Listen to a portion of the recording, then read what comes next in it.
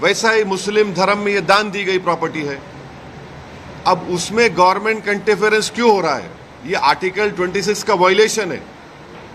Article 26 में लिखा गया कि कोई भी रिलीजियस डिनोमिनेशन अपने मजहब पे भी चल सकता और अपने जो इमूवेबल मूवेबल प्रॉपर्टीज में उसको एडमिनिस्टर कर सकता। तो ये जो नरेंद्र मोदी की सरकार है वो वक्फ प्रॉपर्टीज को बचाने के लिए, वक्फ प्रॉपर्टीज को डेवलप करने के लिए, वक्फ प्रॉपर्टीज में एफिशिएंसी लाने के लिए ये बिल नहीं लाई है। ये बिल इसलिए लाया गया है ताकि हमेशा के लिए वक्फ बोर्ड को ख़त्म कर दिया जाए।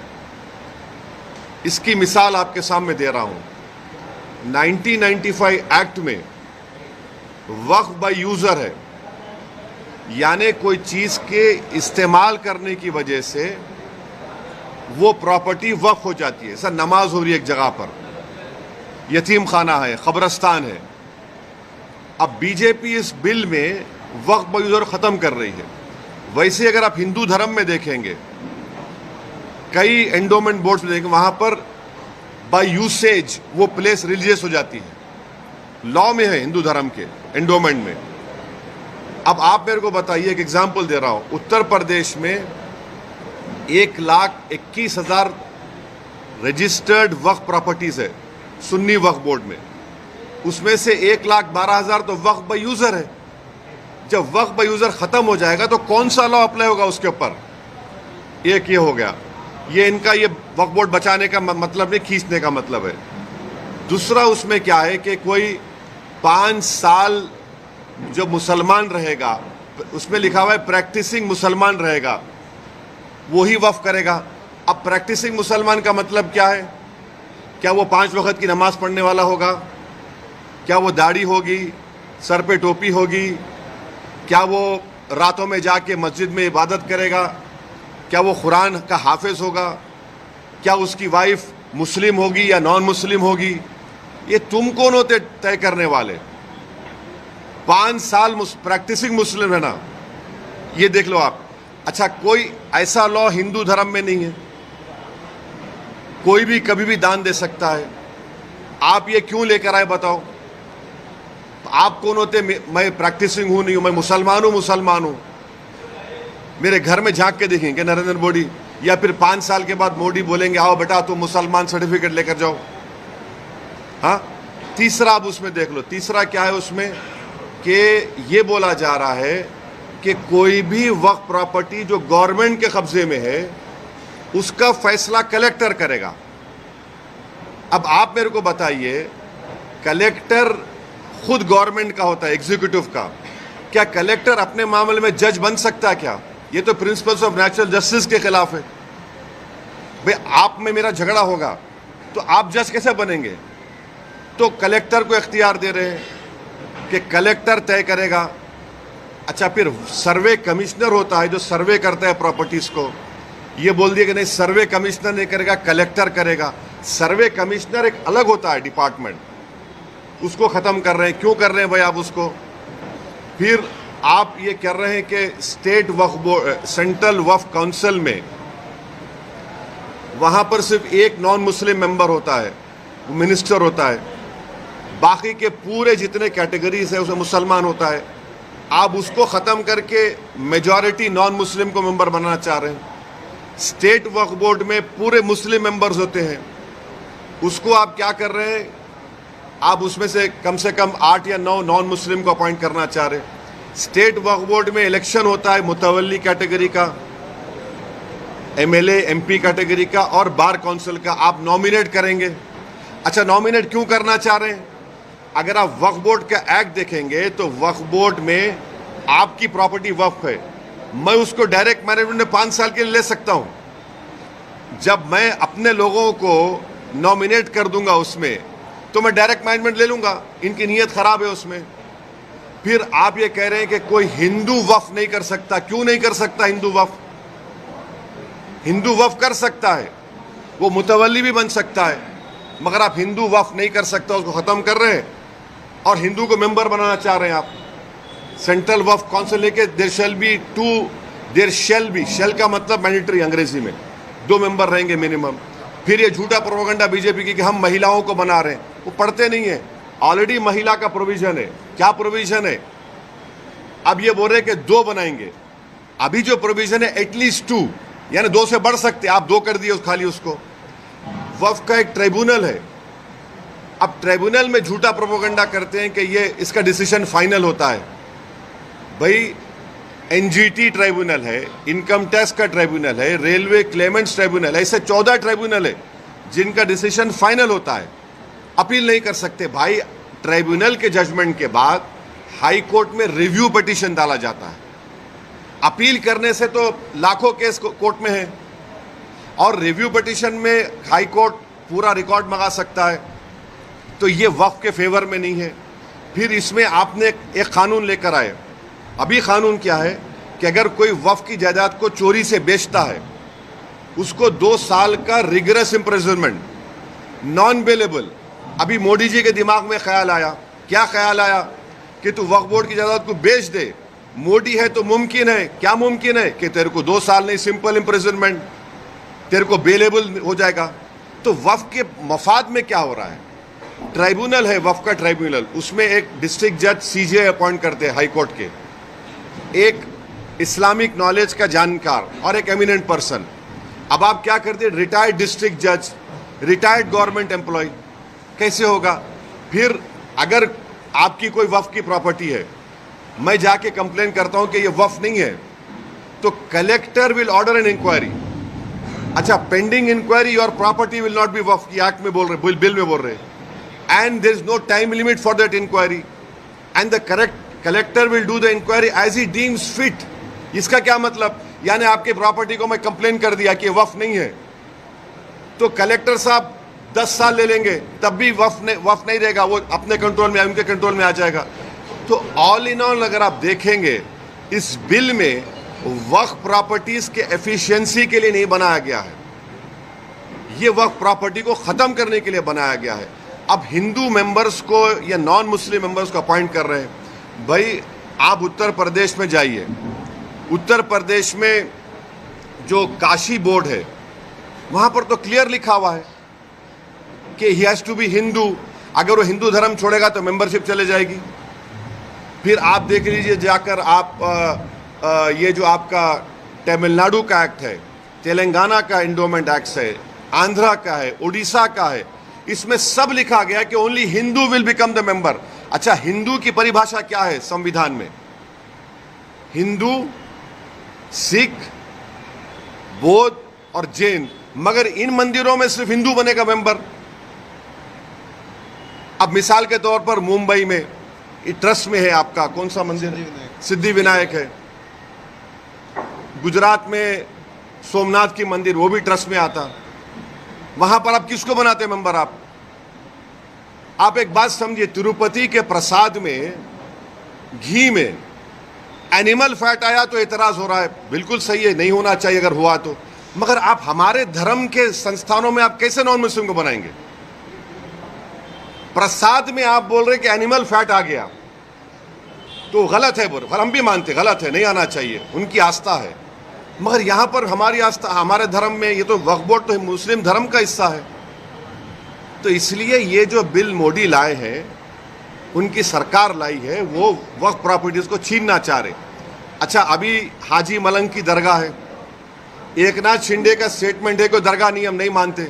अब ये कानून बनेगा तो कलेक्टर साहब के पास जाएंगे, कोई कलेक्टर बोलेगा नहीं नहीं ये दरगाह नहीं है, ये तो कुछ और है, या इंक्वायरी ऑर्डर कर देगा। ये कैसे होगा बताइए आप? अच्छा एक मिनट ठहरिए, इसमें एएसआई के प्रोटेक्टेड मॉन्यूमेंट्स भी है। एएसआई चाहता है कि पूरा निकाल दिया जाए वक्फ बोर्ड से। एएसआई का सेक्शन 16(1) पढ़िए आप, वो ये बोलता है कि the religious character of any protected monument can never be changed. तो ये इसीलिए हम कह रहे हैं कि ये वक्फ बिल जो नरेंद्र मोदी लाए हैं, वो वक्फ की प्रॉपर्टीज को बचाने के लिए नहीं, वक्फ के प्रॉपर्टीज को एफिशिएंट बनाने के लिए नहीं। अच्छा, जो वक्फ बोर्ड को मुतवल्ली 7% देते थे अपने इनकम का, उसको आप 5% कर दिए। ये कौन सा वक्फ के मफाद में काम कर रहे बताओ आप? तो इसीलिए ये सब एक मुसलमानों से उनकी मस्जिदों को छीनना चाहते हैं, दरगाहों को छीनना चाहते हैं, कब्रस्तानों को छीनना चाहते हैं, इसलिए इस बिल को लाए हैं लोग। एक के बाद एक के बाद मैं कहीं नहीं जा रहा हूँ, भाग नहीं रहा हूँ मैं। बोलिए आप।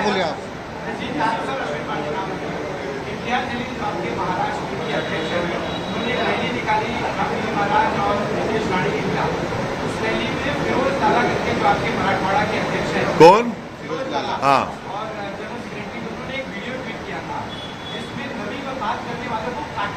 देखो मेरे भाई, सुनो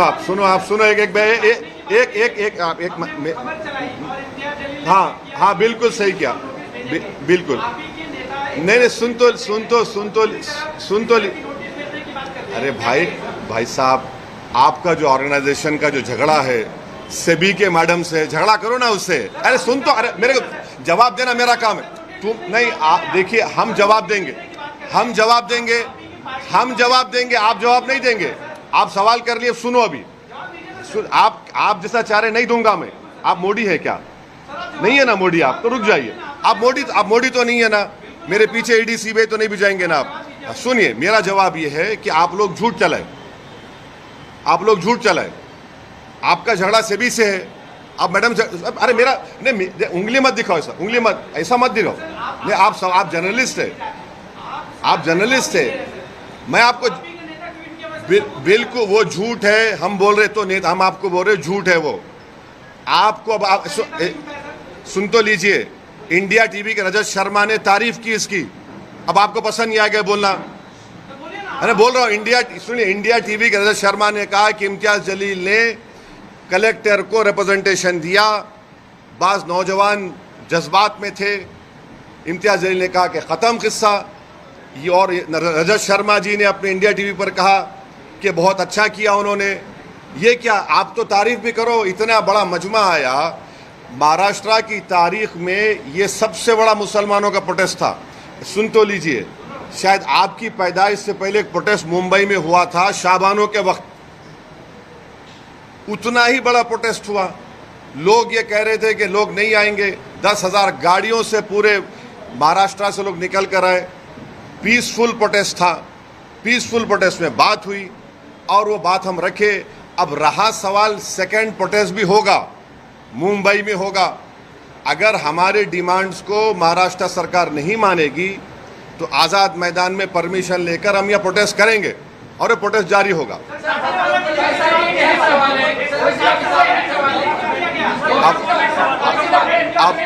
अब आप लोग डिसाइड कर लो, आप बैठ जाइए। आपको अपने क्या करें, उनको डिसाइड कर, आप कहीं बीच में उठे, अब ठहरो ना।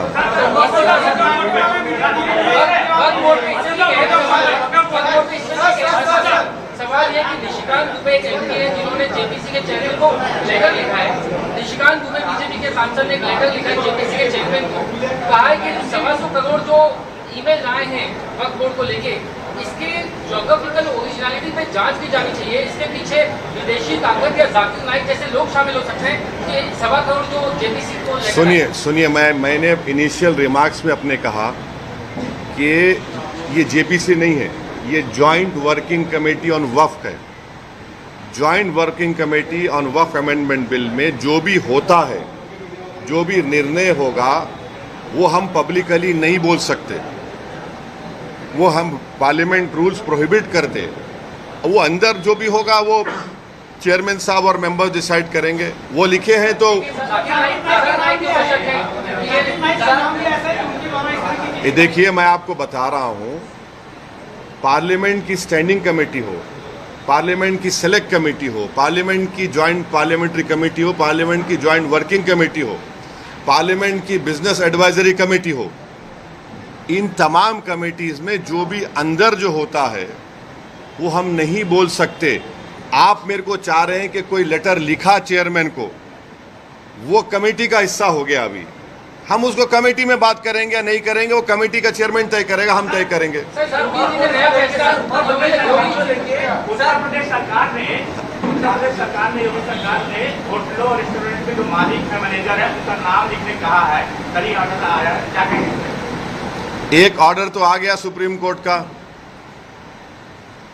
एक ऑर्डर तो सुप्रीम कोर्ट का आ गया। अब ये जो ऑर्डर निकाले हैं उसको मुझे देखना पड़ेगा, पढ़ना पड़ेगा, तभी उस पर कोई मैं रिएक्शन दे पाऊंगा। सर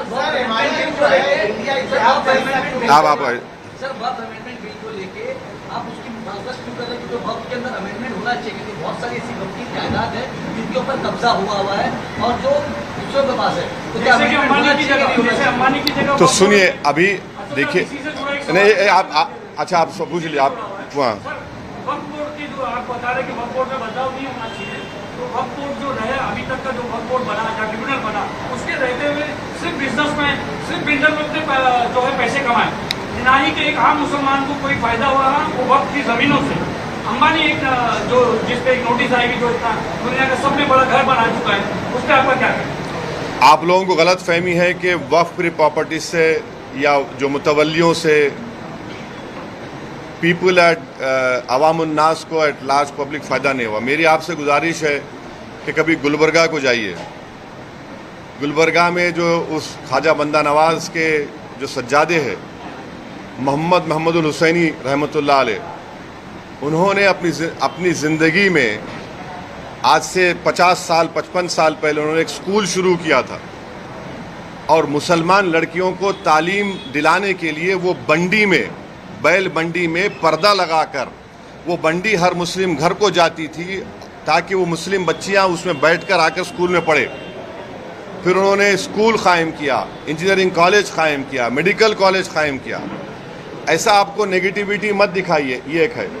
दूसरा ये है कि वक्फ बोर्ड को समरी एविक्शन पावर्स नहीं है। अगर मुझे किसी एनक्रोचर को निकालना है तो कलेक्टर को लिखना पड़ता मुझे।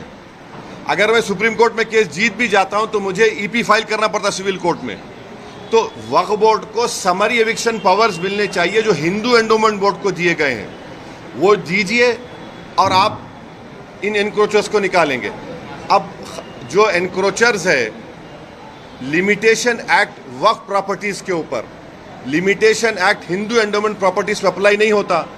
अब इस बिल में नरेंद्र मोदी बोल रहे लिमिटेशन अप्लाई होगा, यानी जितने एनक्रोचर्स कब्जा करके बैठे हैं उनको आप मालिक बनाना चाह रहे। अब रहा सवाल तीसरा जो आप यहां पर बड़ी बिल्डिंग का हवाला दिए, वो जो है वो आगा खानी वक्फ की है। अब मोदी जी आगा खानियों के लिए वक्फ बना रहे, हम चैलेंज कर रहे मोदी जी को।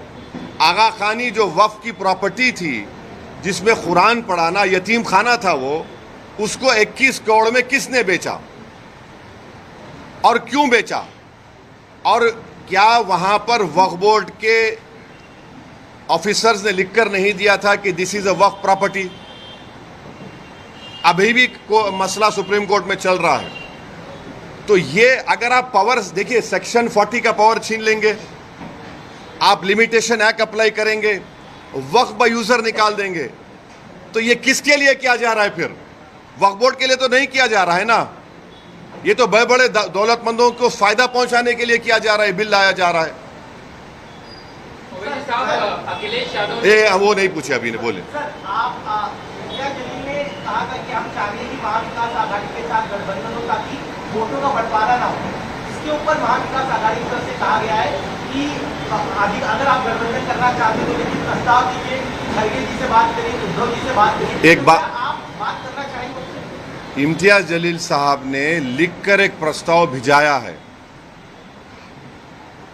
कांग्रेस के महाराष्ट्र के अध्यक्ष को और एनसीपी के अध्यक्ष को, उन्होंने लिखकर भिजाया है। मैं इतना ही कहूंगा, अब वो उनको डिसाइड करना है। इससे जुड़ी हुई एक बात आपसे करना चाह रहा हूं, जो इम्तियाज जलील की लीडरशिप में जो प्रोसेशन, जो गाड़ियों का काफिला औरंगाबाद से निकला, उसमें तो इम्तियाज जलील ने हर जिले के कांग्रेस, राष्ट्रवादी और समाजवादी, इन तमाम के ज़िले के लीडर्स को से उनके बड़े बड़े अध्यक्ष को लेटर लिखा कि आप आइए, इसमें आप आकर इसको ज्वाइन करिए, ये कोई पॉलिटिकल प्रोटेस्ट नहीं है, आप इसमें शामिल हो जाइए। कोई नहीं आया भाई। इतने एमएलए, मुस्लिम एमएलए जीत कर आए कांग्रेस पार्टी से, उनको आना चाहिए था। भाई ये तो MIM का फंक्शन नहीं था।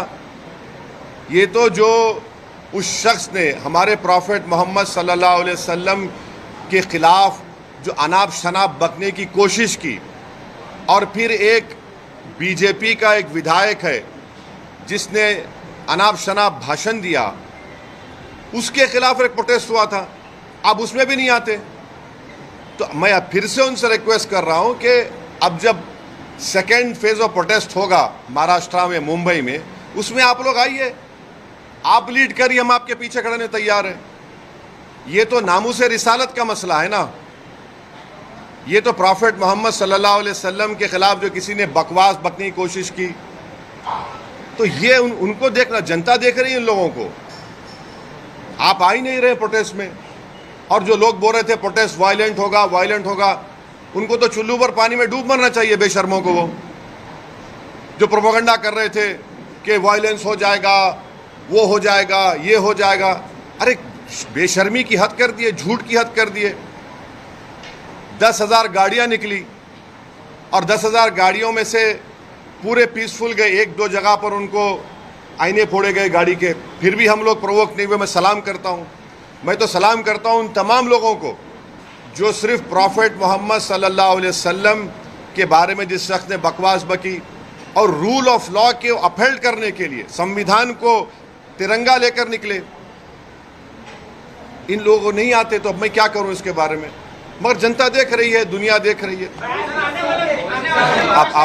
आप ये बात एक आता हूँ। हाँ, हम भी डटे हुए हैं। हम कहाँ डटे हुए नहीं हैं? आपको क्या लग रहा है? जितना हम डटे हुए हैं उन तो वो तो हटे हुए हैं, वो तो डरे हुए हैं, हम तो डटे हुए हैं। हाँ, अभी उनका सवाल हो जाए, सवाल हो जाए। आगामी विधानसभा चुनाव के संदर्भ में आपकी कुछ रणनीति है क्या? आने वाले दिनों में आप आज आए हैं महाराष्ट्र? नहीं, अभी तो हमने हमारे मुंबई के अध्यक्ष रईस लश्करिया साहब के विधानसभा में आज हमारी जनसभा है। हमने इनका नाम डिक्लेयर कर दिया, इम्तियाज जलील का नाम डिक्लेयर कर दिया। हमारे 2 MLAs हैं, मुफ्ती इस्माइल और फारूक शाह धूलिया से। फिर शोलापुर से हमने फारूक का नाम डिक्लेयर किया। और भी नाम डिक्लेयर करना है हमको, और वो नाम डिक्लेयर करेंगे अभी हम। नहीं, एक मिनट, वो नहीं पूछे ना, वो पूछे। मजलिस में आने वाले इलेक्शन में कितनी सीट से पार्टिसिपेट मैं करेगी? और आपका प्रोटोकॉल बोलता है कि मुंबई अध्यक्ष लीजिए या तो फिर सीट लीजिए। हम फैयाज खान के साथ में आपने वो किया। किसका? वही सवाल था कि मजलिस जो है मुसलमानों को मुत्तहिद करने की बात करती है, और ग्राउंड लेवल पे ऐसा नहीं लगता है कि आपसे और ग्राउंड लेवल पे जो तालमेल है वो है। मिसाल के तौर पे वारिस पठान को लेकर जो है आपके खुद के मुंबई में नाराजगियाँ बहुत ज़्यादा है। हाँ। पिछले कुछ 15-20 दिन पहले कुछ ऑफिस में भी जो है इस तरह की नाज़िम अल्फाज का इस्तेमाल किया गया था। तो मैं जानना चाहता हूँ कि वजह क्या है कि आपका ग्राउंड आपके घर में नाराजगी नहीं है? एक मिनट है। अच्छा, तुम्हारे घर में नाराजगी नहीं है तुम्हारे खिलाफ? अरे तुम बोलने तो दो ना, तो तुम आके बैठ जाओ, तो मैं उधर आता हूँ। आ जाओ इधर। तुम्हारे घर में नाराजगी नहीं है ना? हर घर में नाराजगी होती है, तो उसमें क्या है? घर है अपना। तो अरे भाई, बहुत जमीन पे लगाव है, जमीन पे चल रहा है काम, फिक्र मत करिए। नहीं, ना,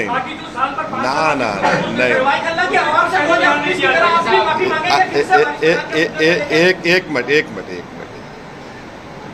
अब मुंबई में कई मरतबा आता हूँ, कई मरतबा अपने कार्यकर्ता से मिलता हूँ, आप लोगों से बच के निकल जाता हूँ। इसका यह मतलब तो नहीं है कि हम नहीं मिल रहे हैं, आते हैं, मिल रहे हैं, काम हो रहा है। यकीनन इस बात का मैं इकरार कर रहा हूं कि there is always a room for improvement. हम इम्प्रूवमेंट करेंगे और अच्छा करेंगे, मगर ये बोलना कि बिल्कुल ही नहीं, ऐसा नहीं है। ओवैसी साहब, एक सवाल ये जानना चाहता हूँ कि अखिलेश यादव ने ये आरोप लगाया कि उत्तर प्रदेश में बाई इलेक्शन होने वाले हैं, उससे ठीक पहले योगी गवर्नमेंट वोटर्स लिस्ट में से मुसलमानों के नाम काट रही है। एक ये सवाल, और दूसरा सवाल जम्मू कश्मीर चुनाव में लेना चाहता हूँ, जिसमें बीजेपी पहले एक सवाल हो जाने दीजिए। नहीं, मैं नहीं, कहाँ भाग रहा हूँ मैं? अखिलेश यादव वाला से पहले नहीं, अगर नाम काट रहे हैं तो नाम दलाइए ना। आप डेट ऑफ पोलिंग आने तक नाम दला सकते हैं, आप नाम दलवाइए। आप रो क्यों रहे हैं? आप नाम दलवाइए। अगर आपके नाम का बीजेपी नाम डाल रही है डिलीशन का, तो आप डालिए उनका नाम। कौन रोक रहा है आपको? आप डालिए नाम और इलेक्शन कमीशन को रिप्रेजेंटेशन भिजाइए, मीडिया को दीजिए कि कहाँ पे कौन सी 10 विधानसभा में चुनाव हो रहा है बाई इलेक्शन का, कहाँ से नाम काट रहे हैं वो दे दीजिए। मीडिया को बोल दीजिए कि इस विधानसभा में इतने नाम काटे गए मुसलमानों के, मगर नाम डलवाइए आप और करिए वो। सर मजलिस अब वो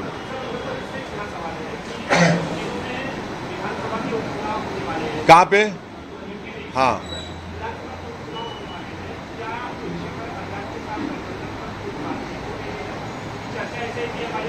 नहीं, इस सवाल का जवाब जो है हमारे उत्तर प्रदेश के अध्यक्ष जनाब शौकत अली साहब आपको देंगे। सर एक सवाल है, वो भाई नहीं पूछे, वो आप वो पीछे आपके जो है मेरे सवाल का जवाब ही नहीं मिला। नहीं, जवाब दे दिए। अब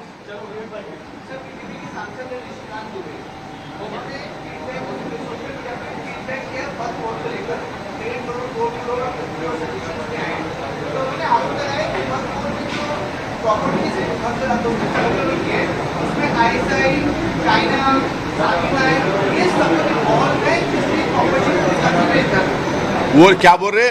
ISI, चाइना, हाँ, और ये लोग क्या कर रहे हैं? अच्छा, किसके नाम पे कर रहे हैं वो लोग?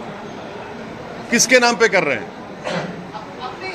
नहीं, किसके नाम पे तो करना नहीं, अरे मैं जवाब, किसके नाम पे तो करना पड़ेगा ना। क्या चाइना के नाम पे रजिस्ट्री होगी भारत में? नहीं, अरे वो बोल रहे हैं वो, अरे नहीं, वो बोल रहे हैं कि प्रॉपर्टीज अपने नाम पे कर रहे हैं। चाइना के नाम पे रजिस्ट्री तो नहीं होगी भारत में। हाँ, एक जगह पे हो गई, डेमचौक डेमसांग में 2000 स्क्वायर किलोमीटर पर चाइना कब्जा करके बैठा है, ऑल वेदर रोड्स बना चुका है। चाइना वहां पर जो स्ट्रक्चर्स बना रहा है अपनी आर्मी के लिए, ऑल वेदर, उसमें माने हीटिंग है, वहां पर खाने का इंतजाम है। हम आज भी चैलेंज कर रहे नरेंद्र मोदी को, अगर हम झूठ बोल रहे तो नरेंद्र मोदी आपको मीडिया के लोगों को लेकर जाइए डेमचौक डेमसांग में और सुनिए।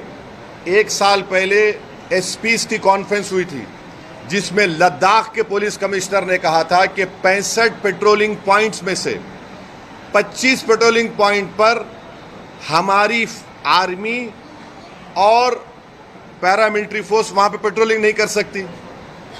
वो जो पिक्चर में तालाब दिखा था ना, वो मशहूर पिक्चर था, वो नाम याद नहीं आ रहा, मैं देखता नहीं हूं मैं। वो तालाब को आप नहीं जा सकते अभी, वो तालाब को खाली आपको टीवी में देखना पड़ेगा। आधा तालाब चाइना ले लेके चला गया। तो ये सुनिए, तो हमारे जो दोस्त लेटर लिखे हैं उनको तो डेमसांग डेमचौक के बारे में बात कर। अब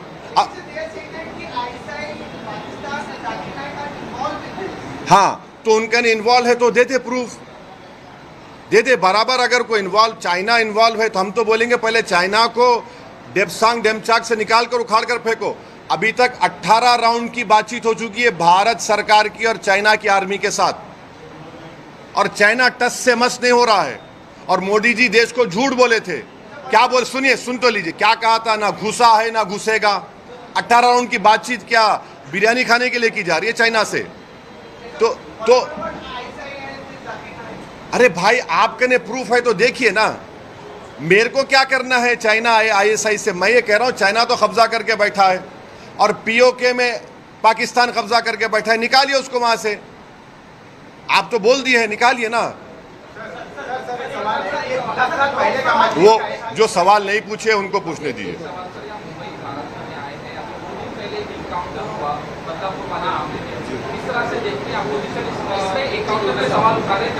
इसको एक ही जोड़ना चाहूंगा, शहर में जगह जगह पर पोस्टर लगे हैं, देवेंद्र फडणवीस की तस्वीर लगी है और लिखा गया है बदला पूरा। बदला पूरा हो गया, इस तरह के पोस्टर भी लगे। तो इस पोस्टर से शुरू करते हैं। अब वो बोल रहे हैं, सुन तो लीजिए ना, बदला पूरा हो गया। तो सरकार इस बात को मान रही है कि कोर्ट से सजा नहीं दिलाएंगे, ऑनरेबल जज साहब सजा नहीं देंगे, हम बदला लेंगे। देखिए, ये जो बदला लेते हैं ना, ये जो लोग बदला लेने वाले होते हैं, ये गैंगस्टर माफिया होते हैं। संविधान में इंसाफ होता है, जस्टिस होता है, और कोर्ट के जरिए से उस खाती को जब सजा दी जाती है तो बदला नहीं होता, वो जस्टिस होता है। तो बदले और जस्टिस में फर्क है। आप बदले की बात कर रहे हैं, हम जस्टिस की बात कर रहे हैं। अगर ऐसा ही होगा जैसा पोस्टर लगाकर बदला ले लिए तो फिर कोर्ट को बंद कर दो। आप जितने पब्लिक प्रोसिक्यूटर उनको बोलो छुट्टी मनाओ, चौपाटी पे जाकर बैठ के एंजॉय करो। जज साहब को बोलो आपकी जरूरत ही नहीं है। वो संविधान में जो राइट टू लाइफ एक फंडामेंटल राइट है, एक्यूज का भी है और आपका मेरा भी है।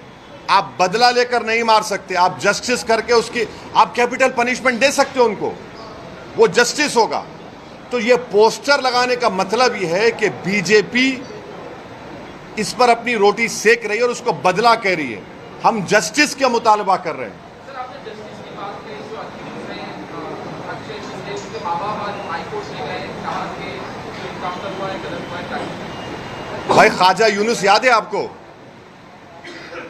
ख्वाजा यूनुस किसी को याद है? घाटकोपर में ख्वाजा यूनुस का क्या हुआ? अभी तक सब गूंगे बन के बैठे हैं। आज भी ख्वाजा यूनुस का परिवार पूछ रहा है कि भाई जिंदा है तो बताओ, मर गया तो कम से कम खबर बताओ। ख्वाजा यूनुस का क्या हुआ बताइए आप। हमने इसी मुंबई में पाकिस्तान से टेररिस्ट आए थे, वो जालिम आतंकवादी, वीटी स्टेशन पर खून की होली खेली गई, बड़े बड़े 5 स्टार होटल में मारा गया। हमने कसब को पकड़ा था और उस कसब को पकड़ने में मुंबई पुलिस के एक बड़ा कांस्टेबल ने अपनी जान की अजीम कुर्बानी दी। हेमंत करकरे की मौत हुई और 2 IPS की मौत हुई। हमारे सिस्टम ने उस जालिम को गोली नहीं मारी, कसब को जेल में रखा, केस चलाया, कोर्ट ने उसको फांसी की सजा दी, और जब वो मर गया तो मुंबई के मुसलमानों ने कहा कि हमारे कब्रिस्तान में मत दफनाओ उसको, वो नापाक है, उसको ले जाकर जेल में दफनाया गया। ये जस्टिस है। बदला और जस्टिस में फर्क ये है। ओवैसी साहब, हाल ही में जब भिवंडी में दंगे हुए तो वहाँ पर कुछ लोगों ने ये आरोप लगाया कि मस्जिद के सामने जय श्री राम के नारे लगाए गए, इससे जो पब्लिक भड़क गई और हालात बिगड़ गए। तो क्या ये जय श्री राम के नारे लगाना गलत है? और दूसरा ये कि जो गणपति की मूर्ति पे जो लोग पत्थर फेंकते हैं, क्या वो सच्चा मुसलमान हो सकता है? देखिए, कोई भी सच्चा या पक्का या झूठा ये आप और मैं तय करने वाले नहीं हैं, समझे ना। जो सबसे पहले अच्छा इंसान होना पड़ेगा, तभी वो अच्छा मुसलमान, अच्छा हिंदू होगा। अगर आप अच्छे इंसान नहीं हैं तो आप में ना अच्छे और बुरे की तमीज़ पैदा होगी।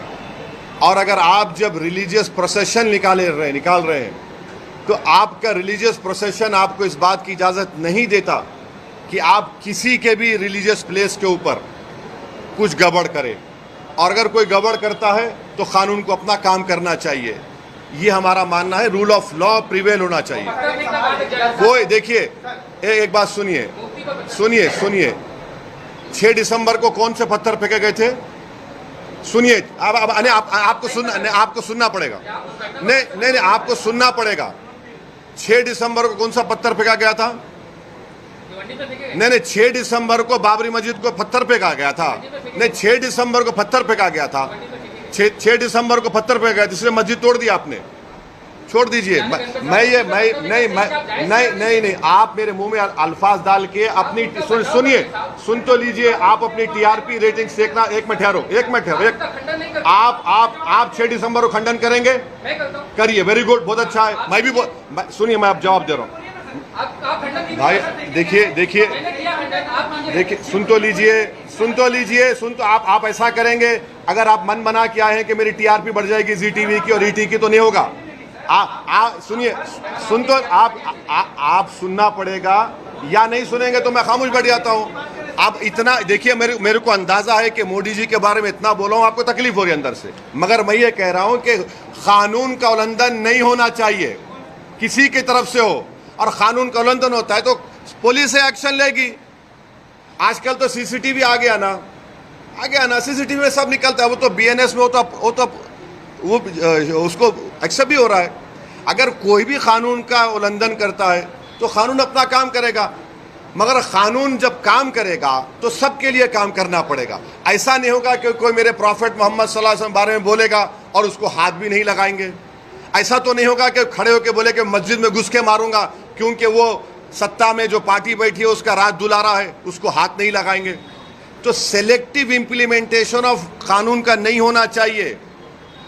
कानून मजहब देखकर इस्तेमाल नहीं होना चाहिए, ये हमारा बोलना है। आप बोलिए। 10 साल पहले का एक बयान था आपके छोटे भाई साहब का, बस 2 मिनट का। अब उसमें मत जाइए, वो कोर्ट से बरी हो गया, वो खत्म हो गया वहाँ। नहीं कर रहा हूँ मैं। अरे यार, ये कहा गया है कि मस्जिद में जो कमाने के लिए आएगा उसको धक्के मार के भगा दिया। हाँ? मस्जिद में जो भी लीडर कमाने की गरज से मस्जिद में शामिल होगा, मस्जिद पार्टी में, उसको धक्के मार के भगा दिया जाएगा। पिछले 10-15 साल का डेटा देखा जाएगा, तो मस्जिद के लीडरान की जो है, अरे भाई, एफिडेविट में उनकी मिल्कियत में काफी इजाफा हुआ है। आपके बारे पठान साहब भी बैठे हैं, उनकी मिल्कियत में इजाफा हुआ है। अच्छी बात। और आप बयान में खड़े हैं। नहीं सुनिए, मिल्कियत में इजाफा हुआ है, आपकी क्यों जल रही? अब हुआ है तो हुआ है। बीजेपी के नेताओं में इजाफा हुआ है, बहुत सौ का इजाफा हुआ है।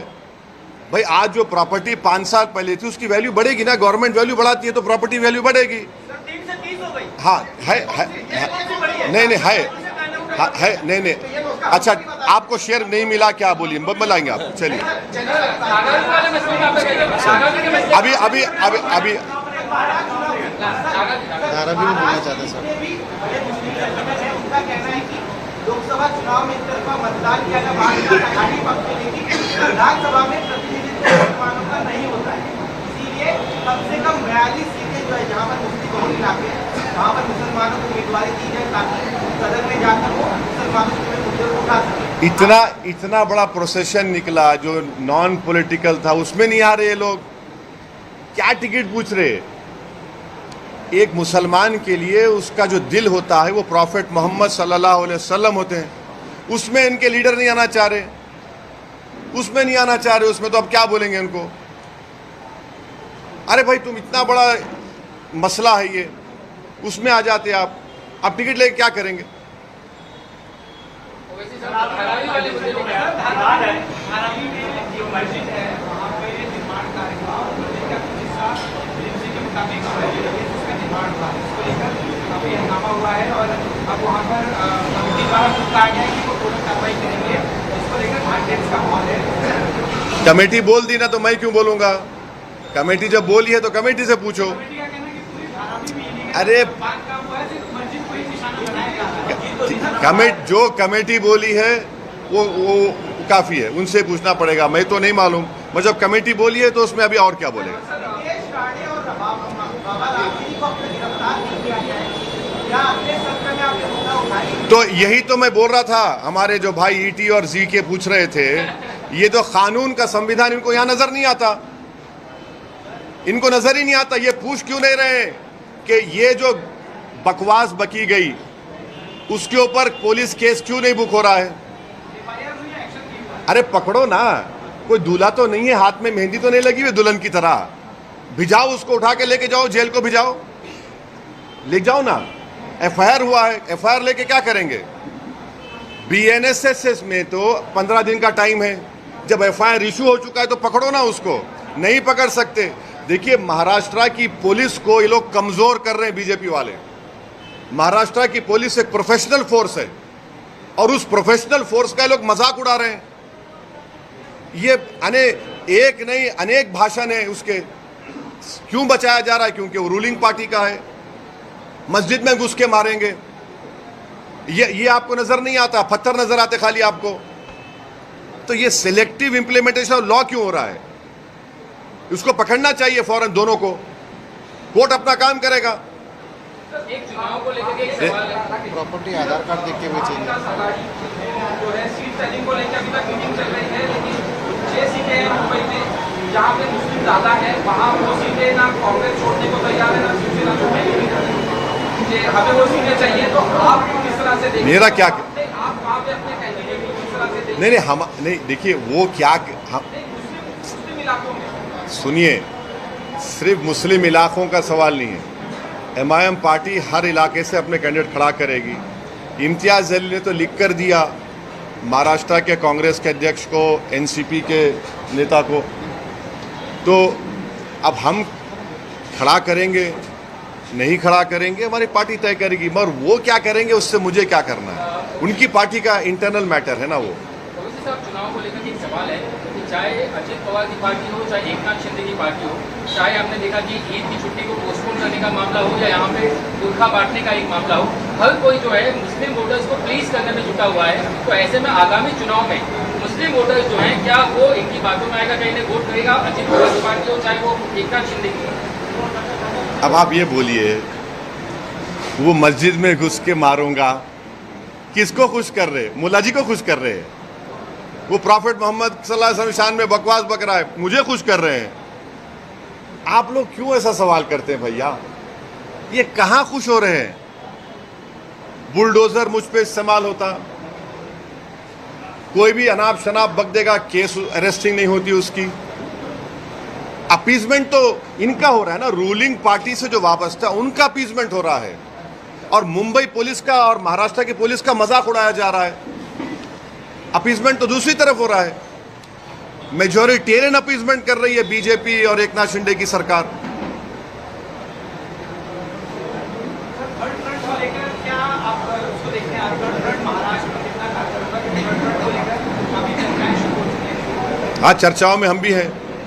सर, अकबर ओवैसी को आपने आपके छोटे उसको हमेशा मुंबई और महाराष्ट्र की राजनीति से दूर रखा है। क्या इस बार अकबर ओवैसी महाराष्ट्र के इलेक्शन के टाइम पे यहाँ पर आएंगे, आप उनको लाएंगे? MIM का कोई भी नेता किसी भी जगह से दूर नहीं होता है।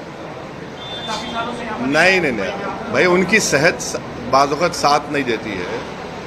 उनके ऊपर जानलेवा हमला हुआ था, तो उससे उनके सेहत की ठीक नहीं होने की बिना पर समर आएंगे, वो जरूर कैंपेन करेंगे, हर जगह करेंगे महाराष्ट्र में। वारिस पठान को टिकट आप देंगे? लोगों का नाम अनाउंस किया, आपने वारिस पठान का नाम अभी तक आपने अनाउंस नहीं किया। आपको शाम में अपन मिल रहे ना, बात करेंगे इस बारे में। हरियाणा में और जम्मू कश्मीर विधानसभा निवडणूक में क्या होगा? मुझे लगता है कि हरियाणा बीजेपी हारेगी, इंशाल्लाह जम्मू कश्मीर भी हारने के मौक़िफ़ में है। तो लड़ाई जम्मू कश्मीर में मेरी राय है कि जम्मू में होगी। बीजेपी अगर जम्मू में हार गई तो खत्म, मामला टाइट हो गया। थक गए आप लोग?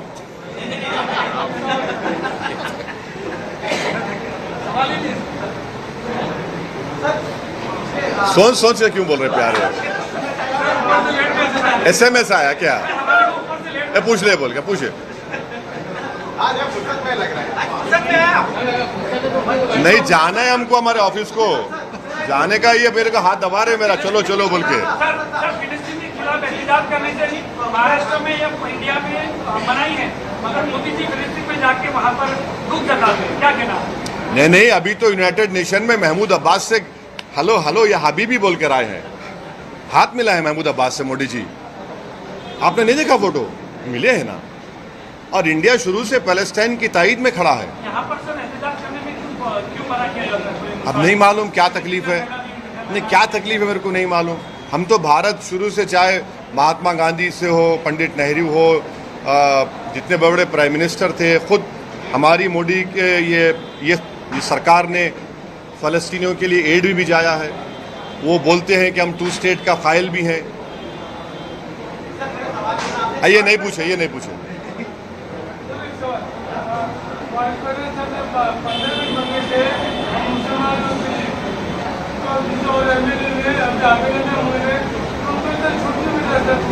क्या हुआ? 15 मिनट बोला, दूसरा मैंने 24 घंटा बोला, उसको छूट मिला। हाँ,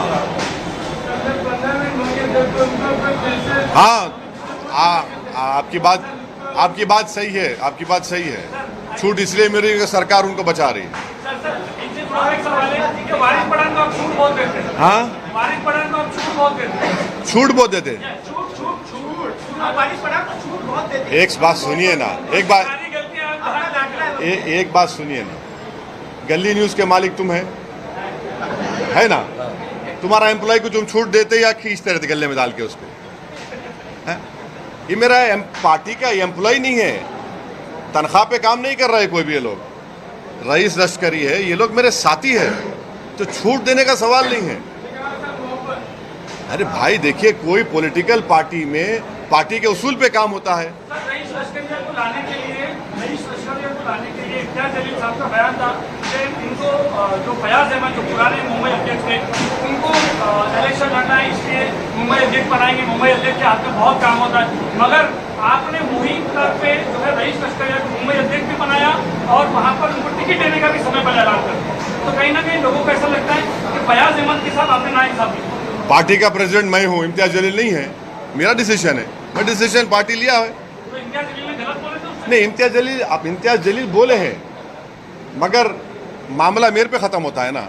मैं बोला मैं रईस लश्करिया को बनाऊंगा, इम्तियाज जलील का इख्तियार है। जैसा इम्तियाज जलील प्रोटेस्ट किए, इम्तियाज जलील के प्रोटेस्ट में मेरे को बुलाया, मैं नहीं आऊँगा, तुम आप महाराष्ट्र के प्रेसिडेंट है, आप लीड करो।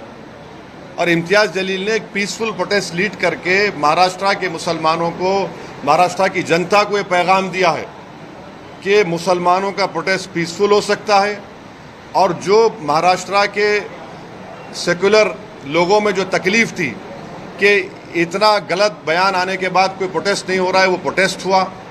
और आज इम्तियाज जलील बता दिया है कि जितने बड़े बड़े दूसरे समाज के नेता हैं, ओबीसी समाज के हो, मराठा समाज के हो, अब कोई ये ना समझे कि खाली वही जनता को ला सकते। आज इम्तियाज जलील ये बता दिया कि इम्तियाज जलील भी चाहेगा तो मुंबई में लाखों लोगों को जमा कर सकता है। ये एक बहुत बड़ा पॉजिटिव मैसेज गया है।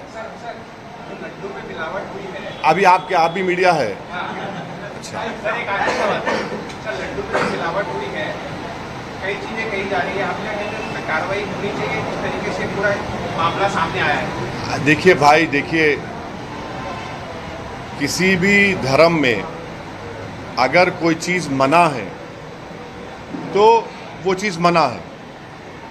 अब उसमें डाला गया नहीं डाला गया वो तो इन्वेस्टिगेशन का मुद्दा है, मगर वो देखना चाहिए, वो देखेंगे। हमारा बोलना ये है कि जब प्रसाद में वो एनिमल फैट प्रोहिबिटेड है, भाई मेरी वक्फ बोर्ड में आप क्यों पीछे पड़े? मेरे वक्फ बोर्ड में क्यों पीछे पड़े आप? ये तो मेरे भी धर्म का मामला है ना। आप हमारे हिंदू धर्म का प्रसाद है, हम उसका रिस्पेक्ट करते हैं। हम ये बोल रहे हैं कि जो प्रसाद के बारे में सब बात कर रहे हैं, भाई आप वक्फ बोर्ड में देखो क्या करना चाह रही है सरकार। आप पूरा स्टेट वक्फ बोर्ड में नॉन मुस्लिम को लाना चाह रहे हैं। मैं आपसे रिक्वेस्ट करूंगा, आर्टिकल 26 को पढ़िए आप। उसमें रिलीजियस डिनोमिनेशन को अपने मजहबी संस्थाओं का एडमिनिस्टर करने का राइट है मेरे को। आप मुझसे छीन रहे हैं, क्यों छीनना चाह रहे हैं आप? मेरी शिकायत मेरा यही है कि आप ये क्यों करना चाह रहे हैं? एक तरफ सर वक्फ बोर्ड की बात हो गई, दूसरी तरफ कई सारे जो हिंदू साधु संत को कह रहे हैं, उसी तर्ज पे देश में हिंदू संरक्षक बोर्ड बनना चाहिए, जिसमें तमाम हिंदू सनातन के जितने जो धर्म हुए वो उसमें बोर्ड होने चाहिए। तो एक तरफ हम वक्फ बोर्ड की बात करें, दूसरी तरफ अब ये मांग भी उठ रही है कि हिंदू संरक्षक बोर्ड बनाए। भाई वो बोल रहे हैं तो सरकार को सुनना चाहिए, सरकार को बात करनी चाहिए। वो क्या बोल रहे, वो क्या चाह रहे हैं मेरे को तो नहीं मालूम, मगर जितने हिंदू एंडोमेंट बोर्ड्स हैं उसमें चाहे वो आपके कितने 12 ज्योतिर्लिंग है या 18 ज्योतिर्लिंग, 12 है जो झारखंड में है। आप जाकर लॉ पढ़ लीजिए, उसमें भी लिखा हुआ है कि only a Hindu we can become a member. अगर कोई मुसलमान आता है उस कैटेगरी में तो गवर्नमेंट को राइट है किसी हिंदू को बना दे उस जगह पर, वो तो है। एंडोमेंट बोर्ड्स को तो लिमिटेशन एक्ट भी अप्लाई नहीं होता। एंडोमेंट बोर्ड में सेक्शन 40 भी है। एंडोमेंट बोर्ड में बाय यूसेज है, जो सरकार वक्फ बाय यूजर निकाल रही है इस बिल में। हिंदू एंडोमेंट बोर्ड का ट्राइब्यूनल फाइनल होता है, आप वक्फ ट्राइब्यूनल को खत्म कर रहे हैं।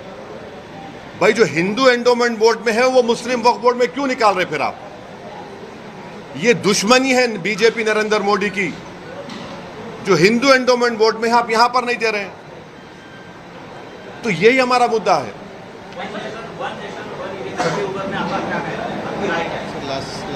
ये आखिरी है ना, ए बस कर दे ना, बस फिर शाम में कुछ नहीं होगा। नीतीश आने ने कहा है कि रैली को देखते हुए कहा कि इतने पोहे तर आम्ही रोज सकाळी नाश्ते खातो, यानी इतने लोग आए तो मैं सुबह नाश्ते में खाता। क्या कहना उसको आज करते हैं क्या? अब नहीं मालूम वो इंसान को खाता है क्या।